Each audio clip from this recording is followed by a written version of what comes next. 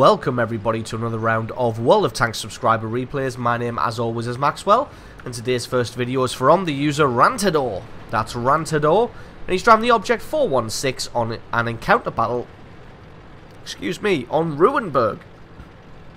Object 416 being the other tier 8 medium tank for the Soviets.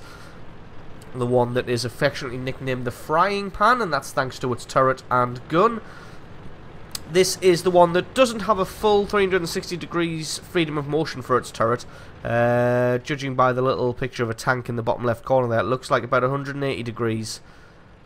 No, sorry, not 180 degrees, 170 degrees. More like about 85 on each side. So this thing can be a little bit difficult to use, just considering you can't traverse that turret all the way around. Got to be careful. So anyway, onto this replay. The majority of the Allied team for some reason has rushed all the way down the right hand flank, and the rest of them are just kind of sat there in and around the base. Only a Tiger 1 and himself have really come into town. You can see a Churchill 7 KV4 now making inroads down the main street there. That's a little bit of an unusual place to arrive at. It's a good hit on that T-34-3 there, and he just gets obliterated in short order from the attacking tanks. Gets himself to the edge of this wall here, sets himself up in a side-scraping position. It looks like the enemy team is more concentrating on the other heavy tanks that are coming down the main road rather than himself, so he'll be able to pick up some nice free damage on this Kneven here. So you see he gets two good hits on him, gets himself back into cover, relies on that very nicely sloped turret armor to do the job of defending him. He did take out the Kneven's track, so there's nothing he could really do about that, and he was just able to pick up that kill nice and easy there, thanks to his excellent positioning. But as you can see, the sloping on this turret just makes it very, very difficult to penetrate. Lots of things will tend to bounce. We've spotted Jagdpanther 2 over there. He has no problems penetrating though, as he puts one straight through the front. Pretty sure that'll have been, yep, straight through the hole there, which is only very slightly angled. Comes around the back of a 5100, takes him by surprise and manages to take him out no problem whatsoever and pick up kill number 2. So the Allies finally clicking onto the message that this is an encounter battle and starting to put more heavy tanks into the town area. Unfortunately, this KV-4 and Churchill 7 took considerable amounts of damage getting to this position. Really should have just came through the town the normal way. Rantador not really wanting to duel with that IS-3 there, because that's not something he's going to be able to win. Tries to set himself up so he can just poke out the rear of the tank and keep his gun on target. Wasn't quite able to do any damage to the IS-3. A little bit unfortunate there, but that one is a damaging shot, and that is kill number 3.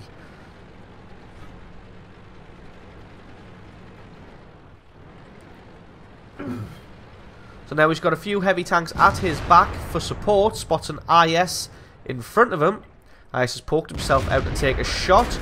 Managed to get a good bit of damage onto him, and that IS just falls back. Gonna sit here and wait just in case that IS decides to pop himself out again and have another go at this one. As you can see, he did start to move forward before his camo re-initiated. There we go, pokes himself out, but Rantador just about missing that one, so a little bit unfortunate there. If we could have hit him, that would have been another good chunk of damage and almost eliminated him. Let's see what this IS does this time. Although, to be honest, with him waiting for his camo to kick back in and then moving out, it's probably what he's going to do again. Indeed, he does. Takes another shot through the side of his armor and then just decides to slowly limp backwards. Although, no, he's poking himself out again. He wants some more of this. He wants to get a shot off. And there we go. The IS fires his shot and then just decides to back off and take some cover. Not sure if he's going to poke himself out again now with only having 86 hit points. Looks like he might. Even though it hasn't worked out that well from the last 2 times he's done it, he looks like he's going to want to poke himself out again. Bit of a glutton for punishment, as you can see there. A little bit unfortunate that Rantador just hit the ground in front of him. IS stays out because he wants to take his own shot, but Rantador's just behind the corpse of this enemy tank there. Didn't quite hit him that time either, so just decides that it's time to leave, and he's going to head to the middle of the map and try and make a difference there. He did see the enemy object 416 there. Oh wow, I was going to see, you did see the enemy 416 there, who was on full hit points, all 1200 of them. That would be a little bit of a difficult battle, except the Allied Su-14 took him out in a single shot there. So nice piece of work. Rantador going to come around and try and flank this KV-1S. Got to be careful. The KV-1S can't one-shot him, but he can do a considerable amount of damage, and he is waiting. KV-1S fluffs his shot though, probably suffering from a little bit of lag, and I'm pretty sure Rantador is going to reload much faster than the KV-1S does, and indeed he does, and he's able to take him out and pick up kill number 4.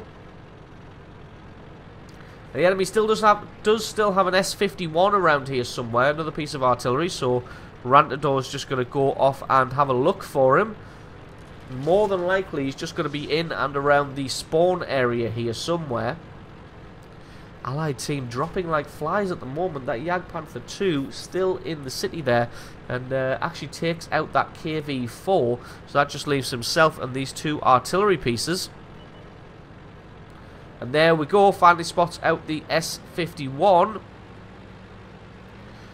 Hidden right in the very corner of K0 there.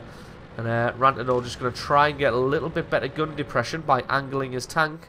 And there we go, he's able to get 1 good hit on the S-51. Shame about the low roll there, but it probably would have taken 2 hits anyway. And the artillery comes in for support and is able to take him out.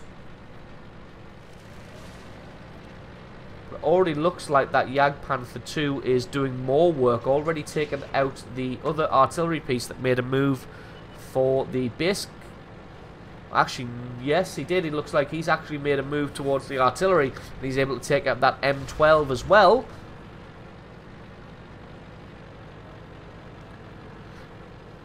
So that is the Jagdpanther moving on after taking out both of the artillery pieces. Not really sure if he's going to be dropping back to assist in the base capture, or whether he's going to try and hunt down Rantador here. The Jagdpanther is actually the only person who's done any damage to him yet, so... Oh, spots out the IS here. It's that IS from earlier, just hid very successfully around the corner until the battle was pretty much over, and then gets himself into the cap circle with his 86 hit points. Unfortunately, he's been spotted here, and this should just be an easy case of picking up kill number 5. And that is the base capture interrupted.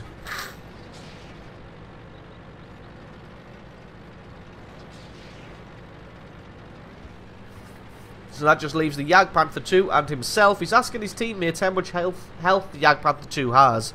But it looks like nobody's really being helpful here. We'll take a look. Right, he's on almost full hit points. So we're going to have to be careful with this one. Not sure if he's been spotted out himself, but he does know that Jagdpanther 2 is there. If he spotted the Jagdpanther, then almost certainly the Jagdpanther has spotted him.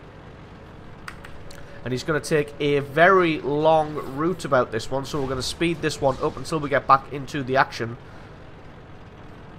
He's got to go ahead and assume that the Jagdpanther 2 spotted him at the same time as he was spotted himself. So he's going to try and come at this from a different angle. Spots out the Jagdpanther 2 here, which is a little bit unfortunate, because I think he wanted to get all the way around to the number 1 line before he made his attack. But gets eyes on the Jagdpanther 2, and the Jagdpanther 2 almost certainly saw him as well. He's going to come across here, get himself into a side scraping position, and get the rear of the tank poking out so he can just get his turret and gun on target. But it looks like the Jagdpanther 2 has made a move and gotten himself behind that fountain. Doesn't really want to get taken out. Rantador's got plenty of time. He's got a minute and a half still on the clock. So he's really just got to decide what he wants to do about this. And as you can see, he tells his teammates that he's getting lag, and that's not a lie there. He's up in the 200s of milliseconds, and it looks like he is getting lag spikes. And the one thing this tank is bad at, and that is circling around slow targets. Because that turret only traverses 85 degrees to each side, it means that you can't really just circle someone at a leisurely pace and just take them out. You've really got to keep in the danger zone to try and keep that gun on target. As you'll probably see as he comes in for the base. So really the Jagdpanther's about he only needs to land 2 shots on Rantador. He has his first shot and misses, unfortunately. But the Jagdpanther starts to run around the fountain, going to try and get a shot on him, but Rantador comes around behind. Now, the Jagdpanther should have stopped and started reversing rather than continuing to run as it is. Gets alongside him, gets a good shot through the side armor there. And as you can see, with the traverse of this gun, he needs to really stay in the danger zone of this Jagdpanther. The Jagdpanther should have continued to reverse and just used that fountain to sort of scrape the medium tank off him. As it was, he made a terrible mistake, got himself into the open. He's been tracked now, and there's going to be nothing he can do here. This is all she wrote for this Jagdpanther. That is a well-deserved kill, number 6, and 4 and a bit thousand damage for Rantador driving the Object 416. So absolutely awesome replay from you. Thank you very much for sending that one in. Stick around, because as always, the score screens and another game are coming right up.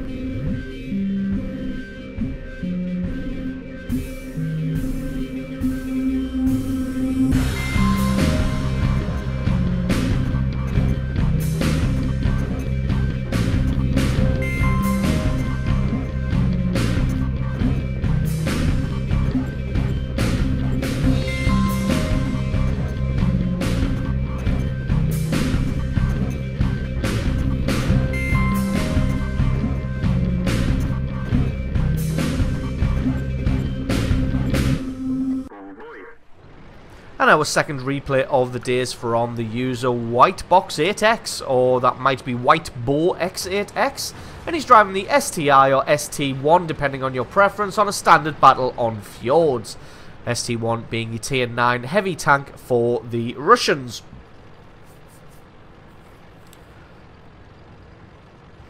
So this is the tank that you get just before the IS-4, the one after the KV-4.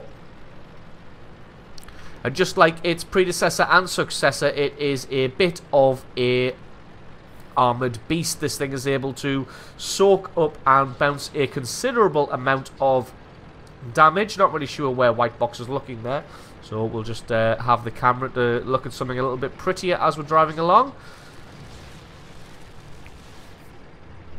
Gun on this thing is pretty good as well, fairly accurate over a long distance, tends to be. I don't know if the stats back that up, but that's what experience tells me. So this thing is pretty good from a medium to long range, as well as being up close and personal with the armor and hit points. It can bounce and deflect an inordinate amount of damage. So onto this replay, Whitebox is going to be heading to the very southern tip of the fjord here. Going to face off against the other heavy tanks that normally set up in this area. As we see, we've already seen an IS-3 here, but there's almost certainly someone else. And there we go. Spots out T-29. T-29 rushes his shot and doesn't get any damage. Panther decides to shoot at somebody else, which is probably pretty smart. Whitebox was going to switch over to shooting that IS-3 there, but instead of wasting a shot on the T-29, because the IS-3 is a much higher risk target, but it looks like the IS-3 got into cover just in time. He's able to deflect that shot from that IS-3. Finds a WZ here. That thing's going to be a little bit more tough to crack than the IS-3 is. Doesn't take any damage there, just gets some damage on his tracks. So he's still pretty damn safe. As you can see, the WZ stubbornly sitting there, refusing to go anywhere. And Whitebox just gets a very easy shot through his underbelly there, doing a nice chunk of damage. IS-3's angled himself way too much, and he's presenting a flat front plate to the ST1 here of Whitebox, and he's able to get another chunk of damage onto him. Going to see if he can get something through the underbelly of the WZ again. Indeed he can.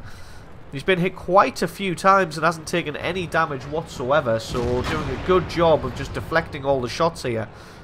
And really what they've done is they're just, very unlucky not to finally get the kill on that WZ. And what they've done here is just kind of totally overwhelmed the enemy here and pushed them all the way back here. Just needs one more shot on this IS-3. Just the smart thing at least of straightened himself up, but gets taken out nonetheless. Seems like Whitebox is the only person who is aware of what's going on the minimap as well. Obviously the IS-3's and the two ISs not paying any attention whatsoever because they've been absolutely obliterated in the centre there. It's a little bit of a stalemate in the north, but as I've just said, they're getting obliterated in the centre. So White Box is going to drop back and going to see if he can do something about this and try and maybe help out his allies. Spots the AMX 5100, not able to get a shot on him as he drops back behind the rocks. Just going to be speeding this one up every now and then just because this tank is pretty damn slow and driving from point to point can get a little bit tedious with this tank. So White Box deciding not to rush straight to the centre here. He's going to more just head towards his base. Lets his reticule close in on the last known position of that Yag Panther, and he's able to finally pick up that kill. That's kill number 3 now. So it looks like the allies have finally been obliterated in the north there, but we can guarantee that because of those ISs, some of the enemy tanks that went north and were in the centre are going to drop back to the base to do something about that. Spots out the Borsig over there. Going to see if we can get a shot on him. Just lets the reticule close all the way in. Takes his shot. And that is a nice piece of damage onto that Rheinbattle there. And the IS-3 is eventually able to pick him up. Hopefully this IS-3 will drop back to the base here and offer some kind of support. Because there's going to be no way he's going to be able to get to the enemy base in time to try and help out with the capture and defend that one. So really, he should be coming back to the base to help out White Box. But no, it looks like he's obsessed with committing suicide. As we can see, making his way over to the... I don't know what he thinks he's going to be able to do against 3 heavy tanks. But, refusing to pay any heed to the messages of his allies. And just going to head straight into his death. So we can pretty much just write off that IS-3 now. White Box is going to be dueling here with an AMX 1375. Using his turret and body to traverse. Looks like he does have the speed. Gets a good couple of hits on the AMX 1375. Able to take out his tracks, but obviously he's used his repair kit. Going to try and head him off. And there we go. Not quite able to head him off, but he was able to ram him and take him out. The weight of the ST-1 there just overwhelming the 1375 there and finishing him off. Somebody else is obviously in the north there, now firing down on his position. Probably that Ferdinand, as the rest of the heavy tanks went back to the base to do something about the 2 ISs that were capping. Looks like that IS-3 still hasn't gotten himself killed. Not achieved his mission for today. But trust me, he probably is going to die any moment now. There's no way. There we go. Finally gets taken out by the M103. There was no way he was going to be able to do anything and help those ISs out.